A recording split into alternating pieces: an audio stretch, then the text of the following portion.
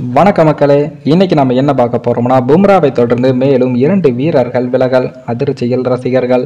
அதாவது இங்கிலாந்து அணிக்கு எதிராக நடைபெற்று வரும் 5 போட்டிகள் கொண்ட டெஸ்ட் கிரிக்கெட் தொடரின் முதல் 3 போட்டிகளின் முடிவில் மிகச் சிறப்பான ஆட்டத்தை வெளிப்படுத்திய இந்தியா அணியானது 2-1 என்ற கணக்கில் இந்த தொடரில் முன்னிலையும் வகிக்கிறது. அதனைத் தொடர்ந்து இந்த இரு அணிகளுக்கும் இடையிலான 4வது டெஸ்ட் போட்டியானது பிப்ரவரி 23ஆம் தேதி ராஞ்சி நகரில் நடைபெறவுள்ளது. ஏற்கனவே இந்த தொடருக்கான இந்திய அணியில் முன்னணி வீரர்கள் சிலர் இடம்பெறாத நிலையில் அவ்வப்போது சில வீரர்களுக்கு ஓய்வு வழங்கப்பட்டும் வருகிறது. அந்த வகையில் ஏற்கனவே இந்த தொடரின் 2வது டெஸ்ட் போட்டியின் போது வேகப்பந்து வீச்சாளரான முகமது சிராஜுக்கு ஓய்வு வழங்கப்பட்டது.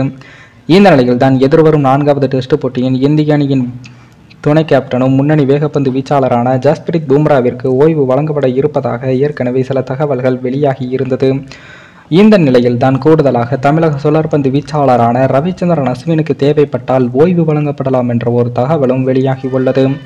ஏற்கனவே 3வது டெஸ்ட் போட்டியின் போது தனது தாயின் உடல்நிலை காரணமாக சென்னை திரும்பிய அவர் அடுத்த நாளே அணிக்கு திரும்பினார்.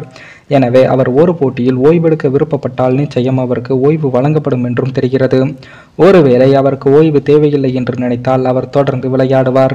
அதே போல ராஜ்கோட் நகரில் நடைபெற்ற போட்டியில் 3ஆம் நாளில் சென்னை சென்ற அவர் 4ஆம் நாள் மீண்டும் அணியில் இணைந்து விளையாடியதால் அவர் நிச்சயம் 4வது போட்டியில் ஓய்வு கேட்டு பெறமாட்டார் என்றே தெரிகிறது. இருப்பினும் இந்த முடிவு அவரின் கைகளில் உள்ளது என்பதும் குறிப்பிடத்தக்கது. மேலும் இந்த வீடியோ ஏதோ ஒரு விதத்தில் உங்களுக்கு பிடித்திருக்கும் என்று நினைக்கிறேன். நம்ம சேனலுக்கு புதிதாக வீடியோ பார்க்கிறீர்கள் என்றால் மறக்காமல் சப்ஸ்கிரைபர் செய்துவிட்டு பாருங்கள். இன்னொரு வீடியோவில் சந்திக்கும் வரை நான் உங்கள் தமிழ்.